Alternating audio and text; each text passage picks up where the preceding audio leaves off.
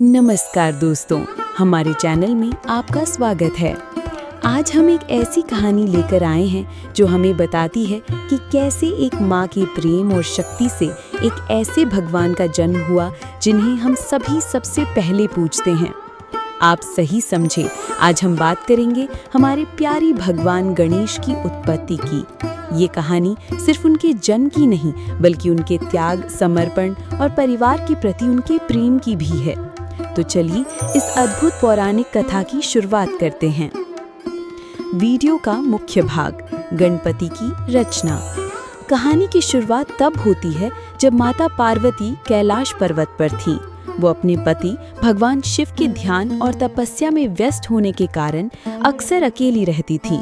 उन्हें एक ऐसे साथी की कमी महसूस होती थी जो सिर्फ उनका हो, जो उनकी आज्ञा का पालन करे और उनकी रक्षा करे।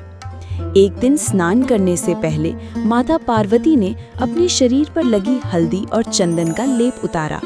उन्होंने उस लेप को एकत्र किया और अपनी दिव्य शक्तियों का उपयोग करके उससे एक सुंदर बालक की मूर्ति बनाई। उस मूर्ति में उन्होंने अपने पुत्र का प्रेम और अपनी शक्ति डाल दी, जिससे वो बालक जीवित उठा। उस बालक को देखकर माता पार्वती मन से बहुत खुश हुई। उन्होंने उसे प्यार से गले लगाया और कहा, आज से तुम मेरे पुत्र हो। उन्होंने उसे अपना द्वारपाल नियुक्त किया और कहा कि मैं स्नान करने जा रही हूँ। जब तक मैं वापस न आ जाऊँ, किसी को भी अंदर आने की अनुमति मत देना, चाहे वो कोई भी हो। उस छोटे से बालक ने अपनी माँ की आज्ञा को अपने जीवन का सबसे बड़ा कर्तव्य मान लिया। वो अपनी माँ की कक्ष के द्वार पर पूरी लगन और समर्पण के साथ खड़ा हो गया। कुछ समय बाद भगवान शिव कैलाश पर लौटे। जब वो अपने कक्ष में प्रवेश करने लगे तो उस छोटे से बालक ने उन्हें रोक दिया। भगवान शिव ने मुस्कुराते हुए कहा, पुत्र, मैं तुम्हारी माँ का पति हूँ और ये मेरा निवास है, मुझे अंदर जाने दो। लेकिन बालक अपनी बात पर अडिग रहा। उसने कहा, मेरी माता ने मुझे सख्त निर्देश दिया है कि किसी को भी अंदर नहीं आने देना है। भगवान शिव ने उसे समझाने की बहुत कोशिश की, लेकिन बालक ने उन्हें जाने नहीं दिया।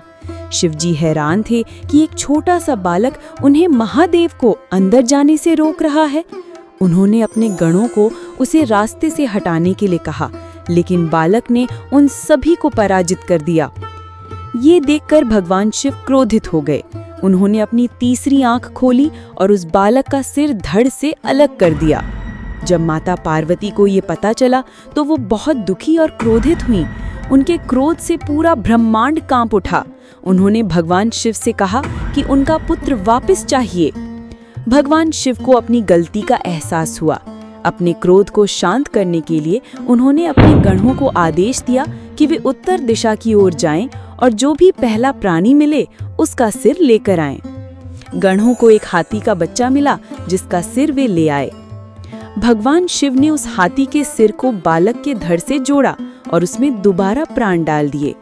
माता पार्वती ने अपने पुत्र को वापस देखकर खुशी से उसे गले लगाया। भगवान शिव ने उस बालक को सभी देवताओं और गणों में सबसे श्रेष्ठ होने का आशीर्वाद दिया और कहा कि आज से हर शुभ कार्य से पहले उसकी पूजा की जाएगी।